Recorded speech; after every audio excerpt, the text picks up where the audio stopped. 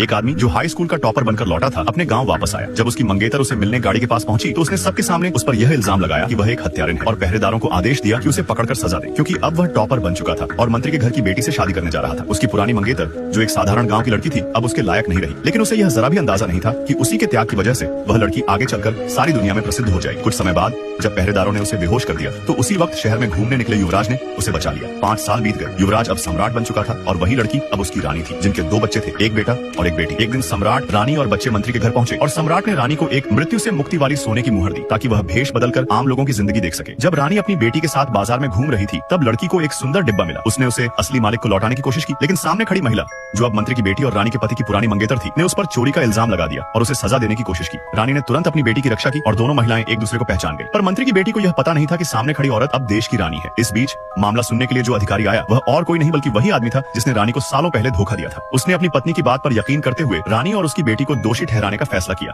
रानी ने कहा कि उसकी बेटी निर्दोष है, वह तो बस डिब्बा लौटाना चाहती थी, लेकिन वह निर्दयी आदमी गुस्से में भर गया और सैनिकों को आदेश दिया कि रानी को मारो। फिर उसने जबरदस्ती रानी से एक झूठे इकरारनामे पर दस्तखत करवाने की कोशिश की। रानी ने सच्चाई पर अड़िग रहकर मना कर दिया तो उसने उसे पीटना शुरू कर दिया। तभी किसी नौकर ने आकर बताया कि सम्राट अब मंत्री के घर पहुंच चुके हैं और मंत्री ने उन्हें तुरंत वापस बुलाया है। वह आदमी सोचने लगा कि अब उसकी तरक्की होगी, लेकिन असल में उसकी बर्बादी तय थी। गुस्से में उसने रानी से कहा कि जल्दी हस्ताक्षर करो वरना सजा मिलेगी। रानी के पास कोई चारा नहीं था तो उसने अपनी पहचान बताने के लिए सम्राट द्वारा दी गई सोने की मुहर निकाल ली। ये देखकर भीड़ डर गई और सब जमीन पर झुक गए। वह आदमी भी दहशत में था क्योंकि मुहर असली लग रही थी, मगर मंत्री की बेटी ने कहा कि रानी ने यह मुहर सम्राट से चुराई है और हैरानी की बात यह थी कि सबने उसकी बात पर यकीन कर लिया। उस आदमी ने मुहर छीन ली और जबरदस्ती रानी की उंगली काटकर उससे हस्ताक्षर करवाए। इस बीच महल में छोटा राजकुमार चिंतित हो गया और सम्राट से अनुमति लेकर मां की तलाश में निकला। जब वह बाजार पहुंचा तो सुना कि किसी अधिकारी के दरबार में एक मां बेटी को सजा दी जा रही है। उसे अंदेशा हुआ कि यह उसकी मां ही होगी और वह तुरंत वहां पहुंचा। वहां पहुंचकर उसने देखा कि उसकी मां को इतनी यातना दी गई थी कि वह मुंह से खून उगल रही थी और तभी असली तूफान आने वाला था। अगले पार्ट के लिए कमेंट